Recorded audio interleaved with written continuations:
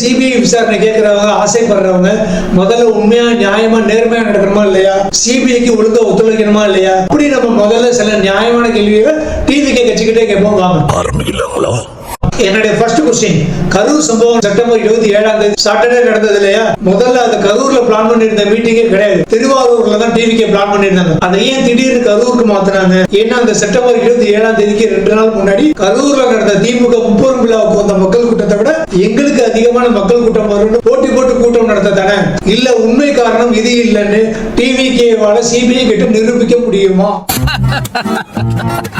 அதேதான் நானும் கேக்குறேன். அடுத்த கொஸ்டின், முதல்ல சிபிஐங்கிற சென்ட்ரல் கவர்மெண்டோட அமைப்பே ரொம்ப லேட்டா தான் விசாரணை நடத்துவாங்க, காலம் நடத்துவாங்க. அஜித்துடைய லாக்அப் பண்ண சம்பந்தமா ஆதவ் அர்ஜுனா ஒரு டிவியில பேட்டி கொடுத்திருந்தார். அதே மாதிரி கட்சி தலைவர் விஜய் ஒரு கூட்டம் சிபிஐ சென்ட்ரல் கவர்மெண்டோட கைப்பாவை தான் ஒரு கூட்டத்துல பேசிட்டு இப்ப சிபிஐ விசாரணைக்கு கோர்ட் ஓகே சொன்ன உடனே ஏன் மாற்றவில்லை, எங்களுக்கு சிபிஐ விசாரணை வேண்டாம், ரொம்ப லேட் ஆகும், அதனால ஸ்பெஷல் இன்வெஸ்டிகேஷன் டீமே எங்களுக்கு விசாரணை நடத்தினா போதும்னு நேற்று ஏன் சுப்ரீம் கோர்ட்ல டிவிகே லாயர் மறுப்பு தெரிவிக்கல?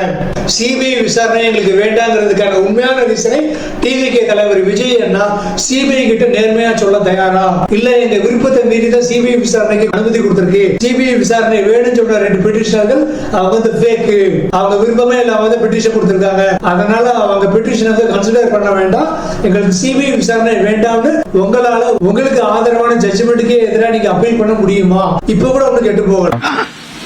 ஆமா, சிபிஐ விசாரணைனால ரொம்ப லேட் ஆகும்னு தெரிஞ்சும் சிபிஐ விசாரணைக்கு அனுமதி கொடுத்த சுப்ரீம் கோர்ட்டுக்கு ஊக்கி சொல்லிட்டீங்க. அப்ப இந்த விசாரணை முடிஞ்சு ஒரு ஃபைனல் டிசிஷன் பைண்டிங் வர வரைக்கும் எத்தனை மாசங்கள் எத்தனை வருஷங்கள் ஆனாலும் எங்களுக்கு அரசியல் இணைக்கப்பட்ட கலந்தத்துக்கு நீதி கிடைக்கிற வரைக்கும் போராடுவோம். அது வரைக்கும் எந்த அரசியல் நிகழ்வுகளையும் நல்லா கவனிங்க, 2026 அசம்பிளி எலெக்ஷன் உட்பட எந்த அரசியல் நிகழ்வுகளையும் நாங்கள் ஈடுபட மாட்டோம்னு சிபிஐ கிட்டையும் மக்கள் கிட்டையும் டிவிகே கட்சி தலைவரும் மற்ற உறுப்பினர்களும் ஒரு உறுதிமொழி கொடுக்க முடியுமா?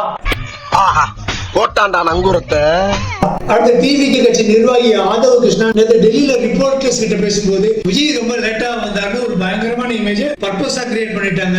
ஆனா நாங்க கரூர் மாவட்ட டிஎஸ்பி கிட்ட செப்டம்பர் 27ஆம் தேதி சாட்டர்டே மதியானம் 3 மணில இருந்து ராத்திரி 7 மணி வரைக்கும் தான் பெர்மிஷன் டைம் கேட்டிருந்தோம்னு சொல்றாரு. ஆனா சம்பவம் நடந்ததுக்கு முதல் நாள் செப்டம்பர் 26ஆம் தேதி டிவிகே இன்னொரு கட்சி நிர்வாகியான எங்கேயோ ஒளிஞ்சிருக்கிற புசியானது நாளைக்கு செப்டம்பர் 27ஆம் தேதி விஜய் மதியானம் 12 மணிக்கே கரூர் மக்களை சந்திக்க வருகிறார்னு டிவிகள்ல ஏன் பொய்யா பேட்டி கொடுத்தாரு? இப்போ வந்துருவாருன்னு டிவி சேனல்கள் சோசியல் மீடியாக்கள் மூலமா கூப்பிட்டு ஏன் மொட்டவையிலே நிப்பாட்டி சோறு வேண்டாம் தண்ணி கூட கொடுக்காம ஏன் நிப்பாட்டி வச்சீங்க? இதுக்கான சரியான எக்ஸ்பிளனேஷன் சிபிஐ கிட்ட கொடுக்க முடியுமா உங்களால?